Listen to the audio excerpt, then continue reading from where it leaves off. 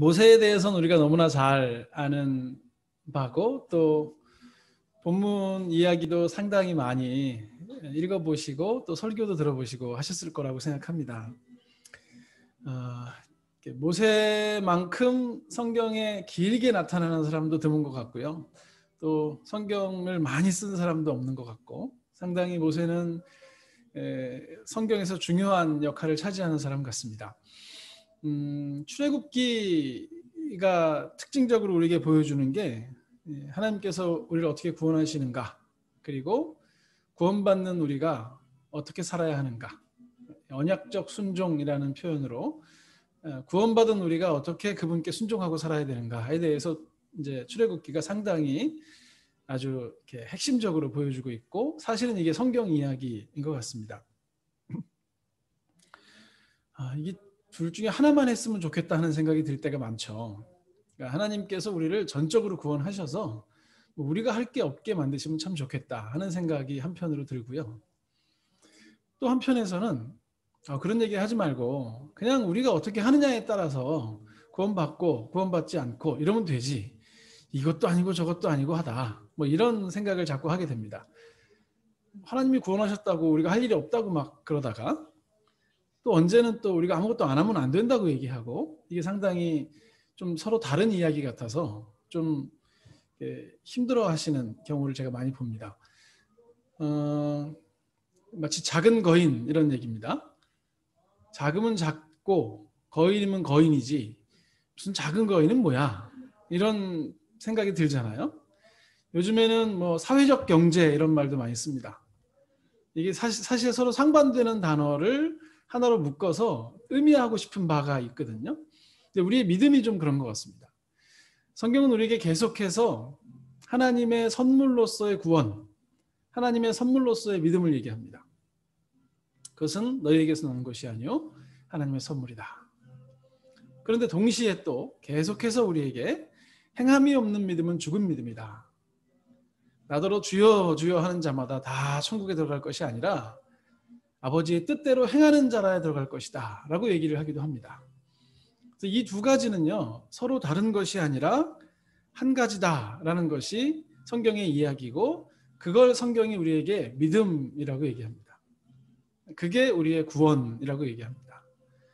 그러니까 이게 우리가 좀 서로 상반되는 생각을 갖게 된 건 우리가 잘못된 이해를 가지고 이 말을 들어서 그렇지, 사실 성경적인 사고를 가지고 이야기를 들으면 이 두 가지는 동일하다라고 충분히 우리는 이해할 수 있습니다. 그런데 그 중심에 이제 모세가 서 있는 거죠. 요 당시에. 그러니까 모세는요, 사람들이 보기에는 하나님의 구원의 상징으로 보이는 사람이고, 또 반대편에서 하나님이 보시기에는 인간의 믿음의 상징으로 보여질 만한 사람입니다. 사실은 그리스도인들의 위치가 그렇습니다. 우리가 이 땅을 그리스도인으로 살아간다는 것은 사람들이 보기에는 구원의 상징으로 보여지는 사람들입니다. 아하, 구원받으면 저런 거구나. 사람들이 믿음이 있다고 하는데 그러니까 믿음이 있는 사람은 저런 거구나 라고 사람들이 우리를 보면 됩니다. 굉장히 부담되시죠? 갑자기 뭐 어디 갔는데 우리를 딱 보면 믿음 있는 사람은 저렇게 사는 거구나, 이렇게 이해하는 게 우리의 역할이고요. 또 한편에서는 구원받은 사람의 상징이기도 합니다. 사람들이 우리를 보면서는 뭘 느낄지, 이걸 개인적으로 보자면 그렇지만 또 공동체적으로 보자면요, 이 믿음의 교회가 하나님 보시기에는요 내가 구원하는 그 공동체의 상징인 거예요. 내가 이런 배를 탄 사람들과 함께 한다. 그리고 이 믿음의 교회가 뭐 이 지역사회 혹은 믿음의 교회를 알고 있는 여러 사람들에게는, 그들이 믿든 아니 믿든 구원의 공동체는 저런 거구나 하는 것들을 드러내는 역할을 하는 것이 이제 우리들이겠죠.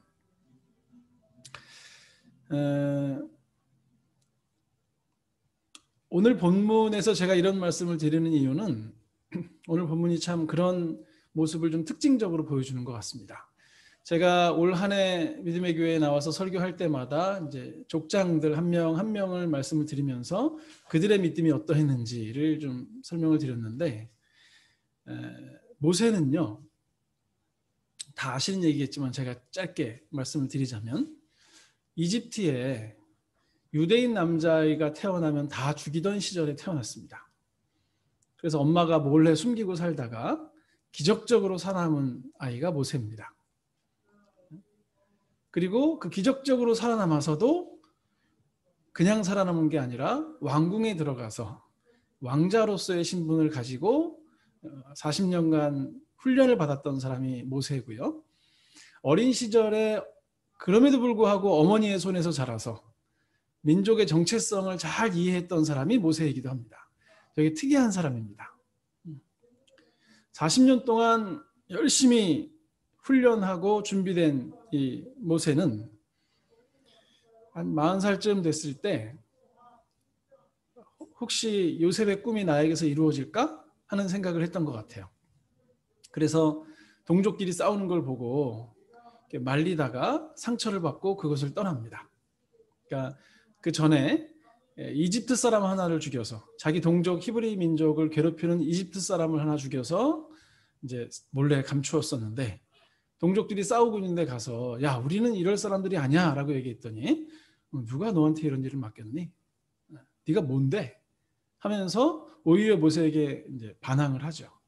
뿐만 아니라 너 지난번에 걔 죽인 것처럼 우리도 죽일 거야? 라고 얘기를 하면서, 아, 정말 내가 이 공동체로부터 리더로서 이렇게 받아들여지지 못했구나라는 큰 상처를 받게 합니다. 그리고 그가 떠납니다. 그리고 미디안 광야에서 40년을 지냅니다. 십보라라는 여인과 결혼을 하고요. 광야에서 살면서 완전히 잊혀진 존재가 됩니다. 그러니까 지금 와서 보면, 뒤에 와서 보면 모세의 40년은 어떤 40년이었냐면 출애굽한 백성들을 이끌기에 준비해야 할 40년인 거예요. 만약에 모세가 미리 광야를 경험해 보지 못했다면 그 출애굽해서 그 백성들을 이끌고 40년 동안 못 살았을 겁니다. 그런데 모세는 이미 경험을 하는 거죠. 그러니까 모세를 준비시키시는 하나님은요, 처음 40년 동안에는 열심히 그를 애굽의 교육 시스템으로 교육을 시키시고, 그 다음 40년은 광야의 시스템으로 교육을 시키시고, 그 다음에 이제 출애굽을 시키시려고 오늘 본문에 나타나신 겁니다. 양떼를 치는데 갑자기 저기 불이 붙었는데 나무가 안 타는 거예요. 그래서 저게 왜 그런가 하고 자세히 쳐다봤더니 거기서 하나님의 음성이 들립니다. 모세에게 이곳은 거룩한 곳이니 내 발에 신을 벗어라 라고 말씀을 하십니다. 모세가 도대체 누구십니까? 라고 물어보니까 하나님께서 말씀하십니다. 나는 나다.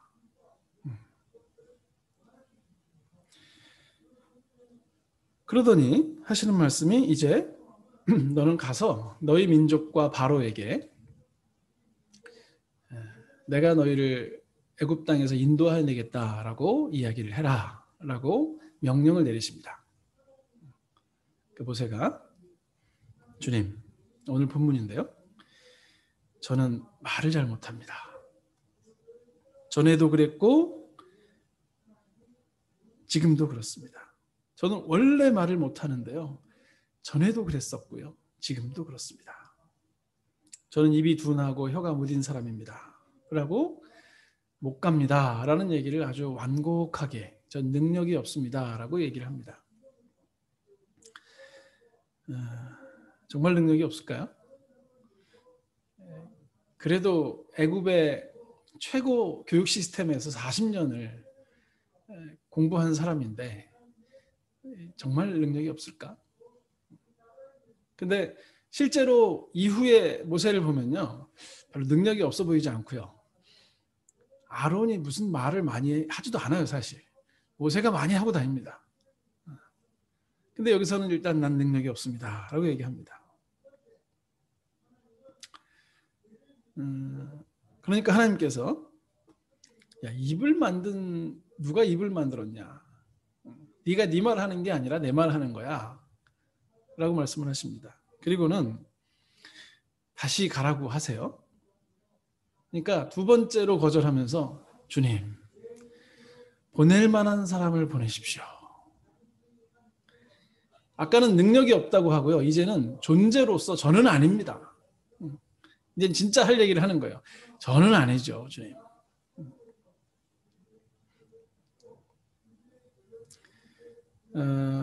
사실 15절을 보면 아론이 말을 하나 모세가 말을 하나 모두 하나님이 그 입에 말을 주셔야 합니다. 하나님이 원하시는 말을 하는 사람이 이스라엘의 리더입니다. 이스라엘의 인도자입니다. 지금 사실은요, 이스라엘은 예전부터 그랬고 이후에 왕정 시대에 가도 결국 하나님의 나기드, 하나님의 임명받은 자들은 하나님의 말씀을 전달하는 사람이지 자기 이야기를 하는 사람이 아닙니다. 그러니까 내 일을 하는 사람들이 이스라엘의 지도자가 아니라 하나님의 일을 하는 사람들이 이스라엘의 지도자고, 그래서 이스라엘의 지도자들은요, 자기 말을 하는 사람들이 아니라 하나님께로부터 받은 말을 하는 사람들입니다. 그게 족장이고 그게 왕이고 그게 예언자입니다. 하나님께서는 계속 지속적으로 말씀하십니다. 내가 돕겠다. 너희들의 할 말을 내가 입에 집어넣어 주겠다. 그리고 나중에 아론이 모세를 하나님과 같이 여길 것이다 라는 말씀을 하시거든요. 그러니까 모세가 하나님이라는 얘기가 아니죠. 하나님의 말씀을 받은 모세를 하나님과 같이 여기는 겁니다. 그러니까 모세 자신도 사실은 자기 말을 하는 사람이 아니라 하나님께 받은 말을 한다는 측면에서는 아론이나 모세나 큰 차이는 없습니다. 이 이야기까지 하시니까 이제 모세가 이드로에게 가서 제가 이제 가봐야 되겠습니다 라고 얘기를 하고, 오늘 마지막 읽은 20절에는 이제 애굽으로 돌아가는데 하나님의 지팡이를 손에 잡았다라는 이제 표현으로 모세의 떠나는 길을 상징합니다. 하나님의 지팡이를 잡은 모세. 이 본문에서 모세가 2번 하나님의 말씀을 거절하는 장면이 있는데요.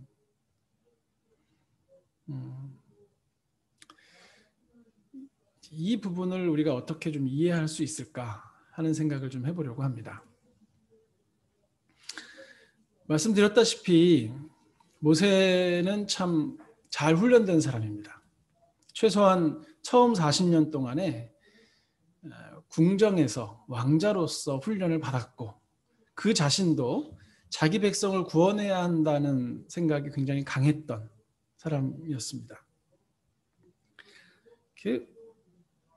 오히려 이 시기에 하나님이 나타나시는 게 이상한 거예요. 지금 미디안 광야 40년을 보낸 후에 하나님께서 나타나셔서 이 백성을 구원하라 라고 하는 것이 어찌 보면 하나님께서 골든타임을 놓치신 거 아닌가 하는 생각이 들기도 합니다. 아니, 지금은 아니지. 최소한 이 힘 다 빼놓고 40년 전에 그 나라의 왕자였을 때, 그가 그런 열정과 의지를 가지고 있을 때, 그렇게 하고자 하는 힘을 가지고 누군가를 때려 죽여서라도 그 일을 하려고 할 때, 동족들이 싸우는 모습을 보고 말리면서 우리 동족의 정체성이 무엇인지를 알려주려고 하는 그 시기에 하나님께서 그래, 내가 너를 보니까 넌 정말 준비가 됐구나.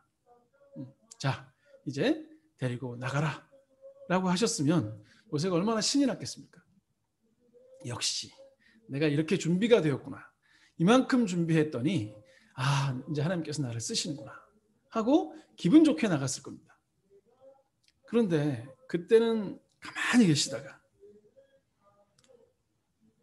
쫓겨나서 미디안 광야라는 그 아는 사람도 없고 내가 가진 기술을 아무짝에 쓸모없는 것 되고 나로서는 뭘 새롭게 할 수도 없는, 그래서 그 동네 사람 어떤 여자와 결혼하고 그냥 양치면서 광야에 적응하고 살아가던 그 시기에 하필이면 그때 오셔서 내 백성을 구원하라니 이게 무슨 말씀이십니까? 라고 모세가 묻는 게 저는 당연해 보입니다. 저는 그럴 능력이 없습니다. 주님, 저는 그런 사람이 아니지 않습니까? 제가 보기에 이 모세는요, 이제 주제 파악이 된 것 같아요. 내가 그렇게 훌륭한 사람이 아닙니다, 주님. 주님, 저는 그런 거 할 만큼 능력이 있는 사람이 아닙니다. 주님, 저를 아시잖아요, 제가 할 수 있는 게 뭐가 있습니까? 여기서 양치는 거 말고 제가 할 수 있는 게 뭐가 있습니까?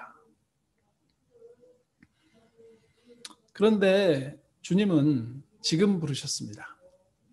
그러니까 하나님이 판단력이 흐린 게 아니라면 하나님 보시기에는 최소한 지금 더 적합한 사람인 겁니다. 지금이어야 이 일을 감당할 수 있는 사람인 겁니다. 하나님 보시기에 40년 전의 모세, 그 잘 나가던 모세는 자기가 훌륭하다고 생각하고 내가 그 일을 할 수 있을 것 같다고 생각하고 그 일을 하겠다는 의지를 가진 모세는 하나님 보시기에는 부족합이었던가 봐요. 그런데 미디안 광야에서 힘 쪽 빠진 모세는 나는 그런 능력도 없고 나는 그런 존재도 아니라고 자기 자신을 인정한 모세는 하나님께서 쓰실 만한 사람이었던 것 같습니다.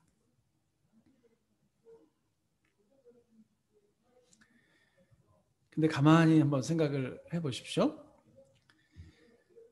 정상적인 사고를 가진 사람 중에 누가 감히 자기 자신이 하나님께서 쓰실 만한 사람이라고 생각을 하겠습니까?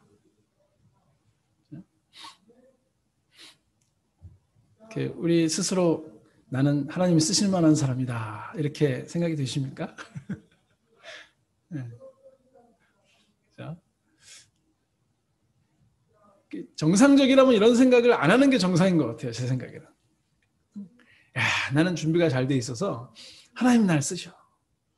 하나님 나 없으면 당신 손해예요. 이런 얘기 비슷하게 좀 더 강하게 한 사람이 있었잖아요. 미친 거죠. 그죠? 그러니까 우리가 뭐길래 하나님이 우리를 쓰셔야만 일을 하겠습니까? 아무리 돌아봐도 한없이 부족하고 도저히 하나님의 일을 할 만한 사람은 아닙니다. 라고 고백하는 게 제정신 든 사람의 모습 아닐까 싶습니다.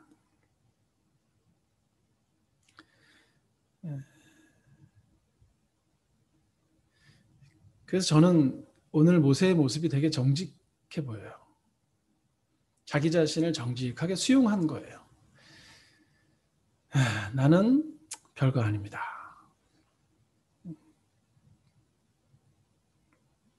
근데 자기 자신에 대해서 이런 이해가 있어야 그 다음에 하나님의 말을 하기 시작하겠죠? 내가 잘났는데 왜 내가 하나님 말을 전달하는 중간자 역할을 하겠습니까? 내가 능력이 있는데 왜 내가 하나님의 일을 하겠습니까? 내 일을 하죠. 그러니까 하나님이 일한다고 하면서요. 자기 자신이 너무 잘난 사람들은 사실 내 일을 하면서 이것이 하나님의 일이라고 포장을 할 가능성이 매우 높습니다. 주제 파악이 아직 안 된 거예요. 하나님이 얼마나 크신 분인데 그분의 일을 함에 있어서 내 능력과 내 힘과 내가 가진 것으로 뭔가를 하겠다라고 생각하는 건 주제 파악이 안 된 거죠.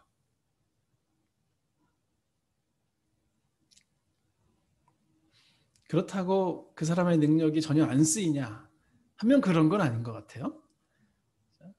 앞으로 모세는요. 40년 애굽 생활에서 배웠던 그 모든 지식들과 40년 광야 생활에서 배웠던 그 모든 지식들을 다 활용해서 출애굽을 시작할 겁니다. 이게 아이러니인 거예요. 이게 구원의 독특함입니다. 이게 하나님 나라의 어떤 중간적 과정에 살아가는 이미와 아직 아니 사이에서 살아가면서 이게 완성된 것이요. 아직 안 온 것이요. 왔다는데 뭘 아직 안 왔다고 그러고 아직 안 왔다는데 왔다고 그러고 하는 그 현재적 하나님 나라를 살아가는 사람들의 모습입니다. 애매하죠. 모호합니다.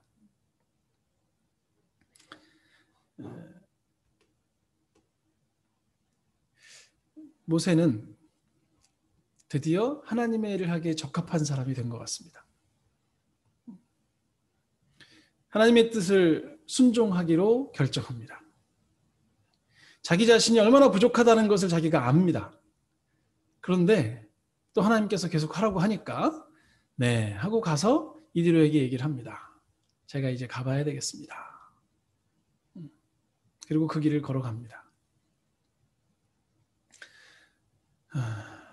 끝까지 안 하는 게 겸손은 아닙니다. 난 능력이 없는데 하나님께서 하라 하시면 하는 게 겸손이죠. 그게 우리 입장에서 할 수 있는 최선의 것입니다. 그게 나를 통하여 일하실 하나님을 믿는 나의 모습입니다. 비록 나는 그렇게 위대한 일을 할 수 있는 존재가 아니지만 나는 하나님의 뜻을 행할 수 있는 존재는 아니지만 그래도 하나님이 하라고 하시면 제가 그 일을 하겠습니다. 라고 말할 수 있는 게 겸손이죠.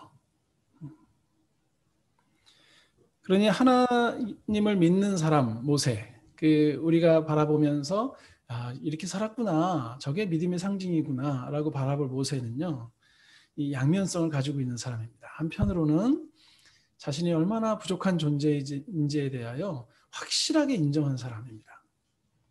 난 정말 부족하구나.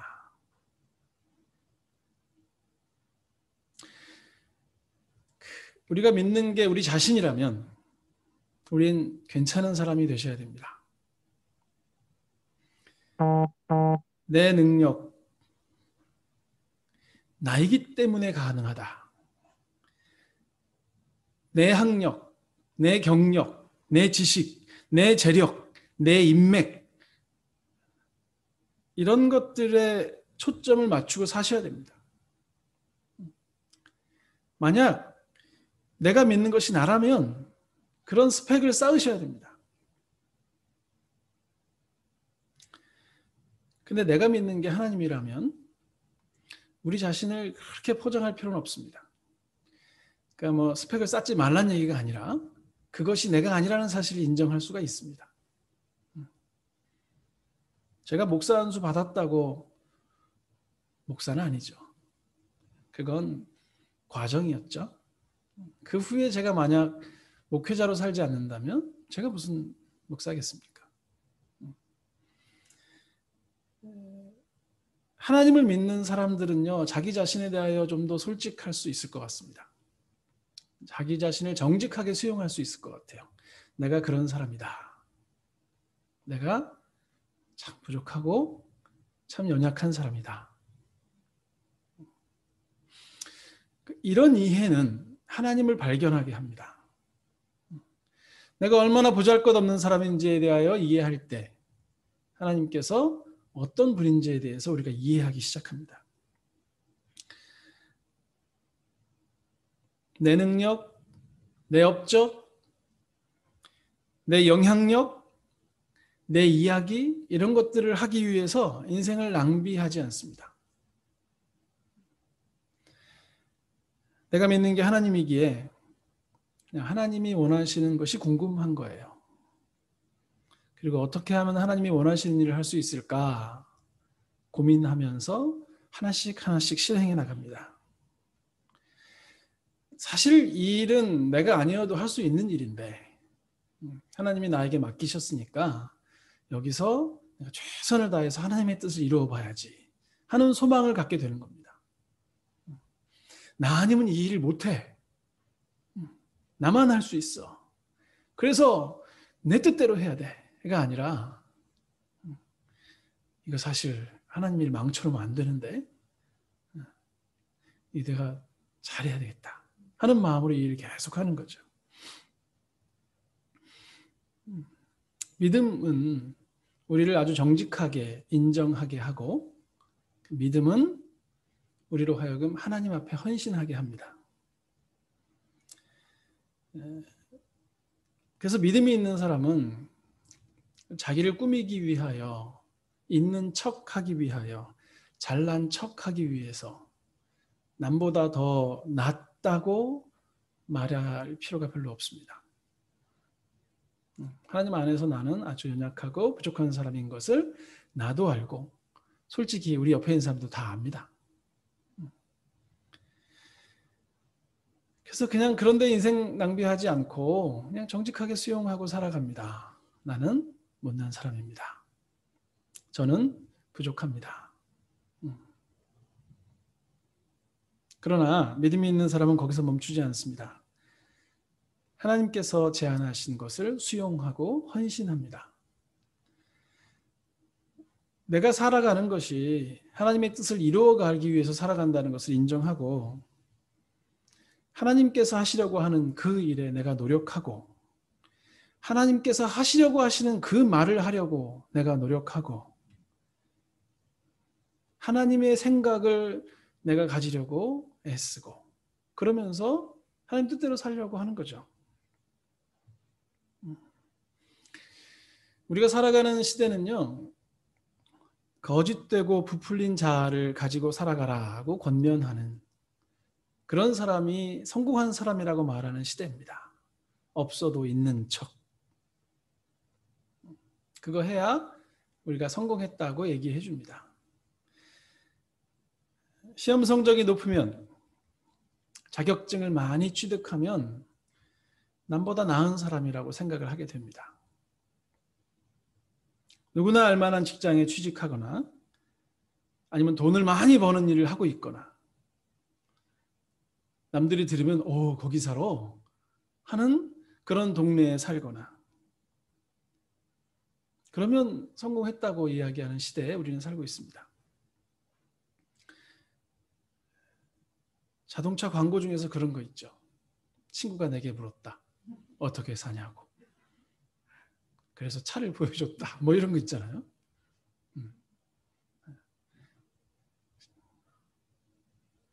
이런 거 맨날 보면서요. 거기에 안 빠질 자신이 있으십니까?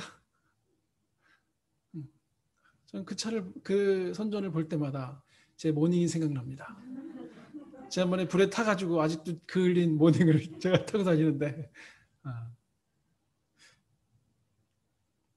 우리가 그런 것들로 우리 자신을 속이고 다른 사람을 속이며 거짓된 자아로 살아갑니다. 그래서 어떻게 해서든 더 나은 것을 가지고 싶어하고 더 나은 자리에 가고 싶어하고 내가 괜찮은 사람이라고 말하고 싶어하고 그러는 과정 속에서 하나님 앞에 선 내가 아니라 사람들 앞에 선 나로 살아가기를 원합니다. 하나님의 지팡이를 들은 내가 아니라 내 지팡이를 들은 내가 되고 싶은 거죠.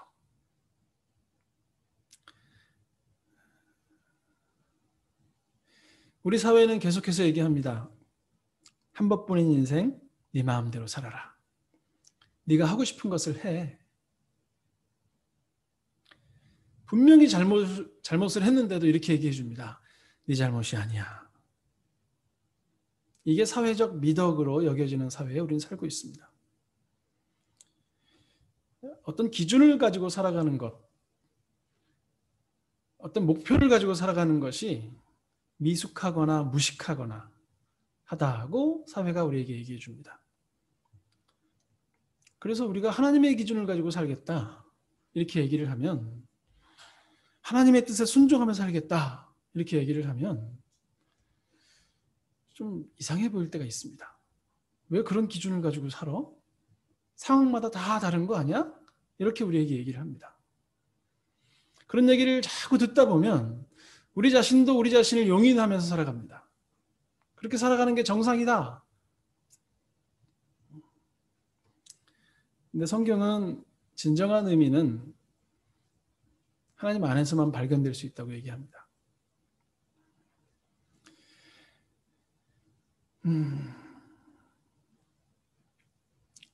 모세는 그냥 미디안 광야에서 가족과 함께 행복하게 살았더라. 로 끝나는 인생을 살면 안 됩니까? 애도 써봤잖아요. 노력해봤잖아요. 근데 안 됐잖아요. 이만하면 그냥 거기서 살아도 누가 모세에게 뭐라고 하겠습니까? 너 왜 그렇게 살아? 그러면 내가 40년 전에 다 해봤는데 아니더라. 그거 상처만 받았어. 안 되더라. 인생이 그런 게 아니더라. 이렇게 얘기할 수 있죠. 근데 왜 하필 지금 다시 부르시냐고요. 살만한데 지금. 근데 내가 지금 누리는 것이 내 것이 아니라 하나님의 은혜라는 것을 아는 사람은 하나님 앞에 겸손하게 헌신할 수밖에 없습니다. 대단한 사람인 척할 필요도 없고 무슨 위대한 것을 남기려고 하는 것이 아닙니다. 그냥 부르셔서 하는 겁니다. 해야 하니까 하는 겁니다. 그게 내 삶의 기준이니까.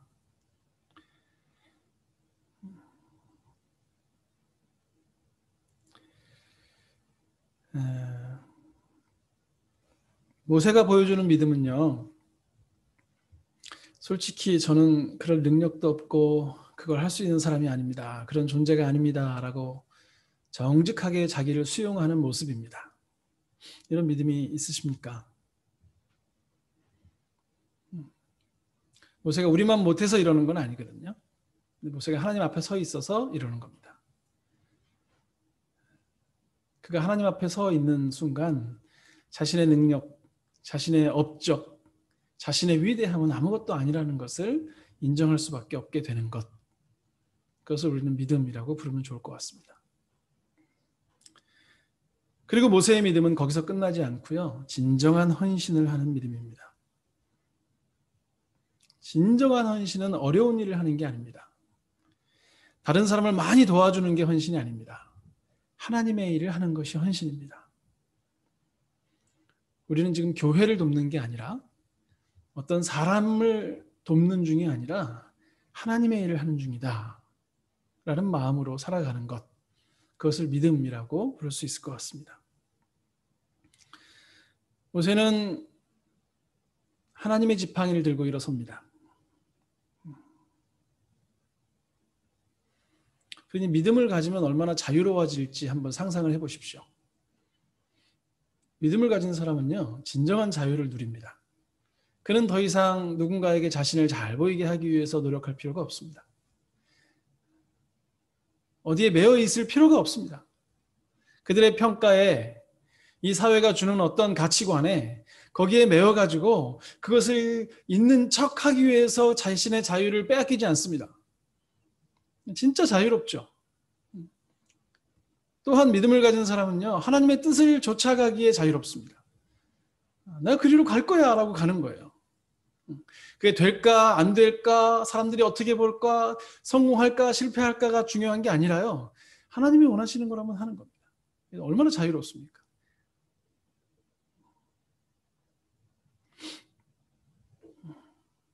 자유가 있으십니까? 나는 정말 자유롭다, 이렇게 우리가 누군가에게 말할 수 있으면 좋겠습니다.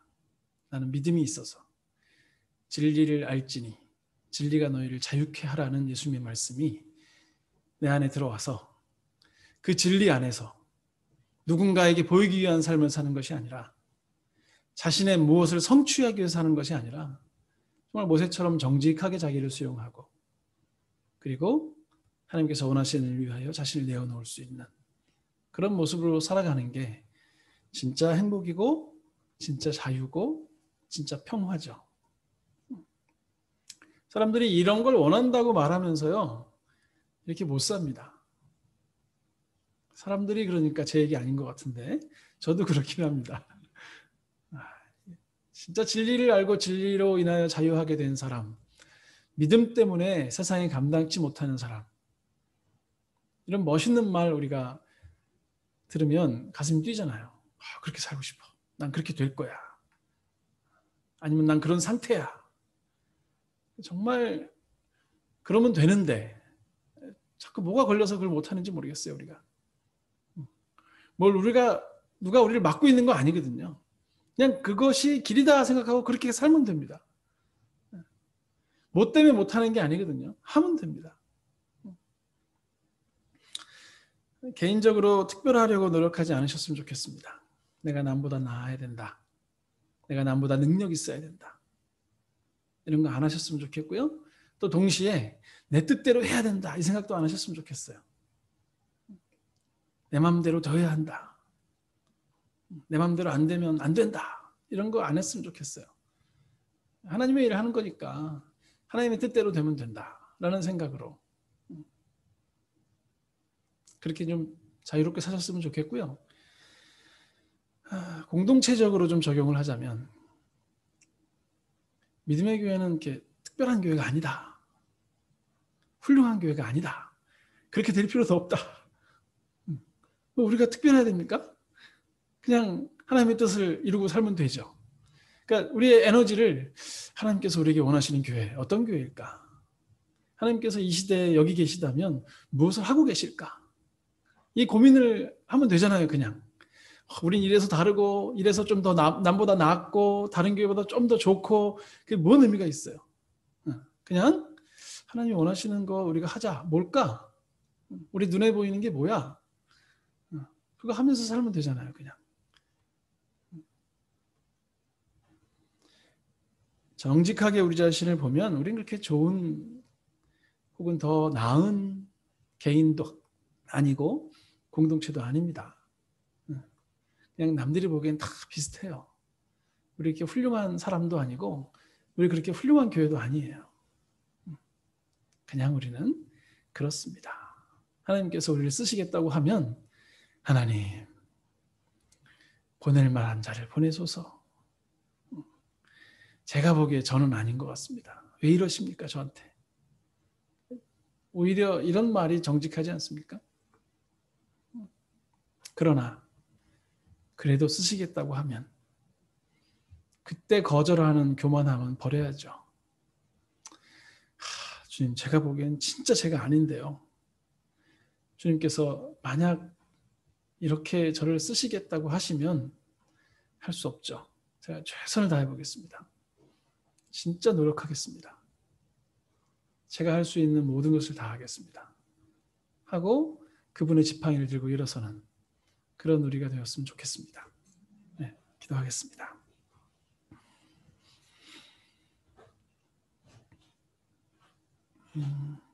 하나님, 믿음을 가지고 이 땅을 살아가고 싶습니다.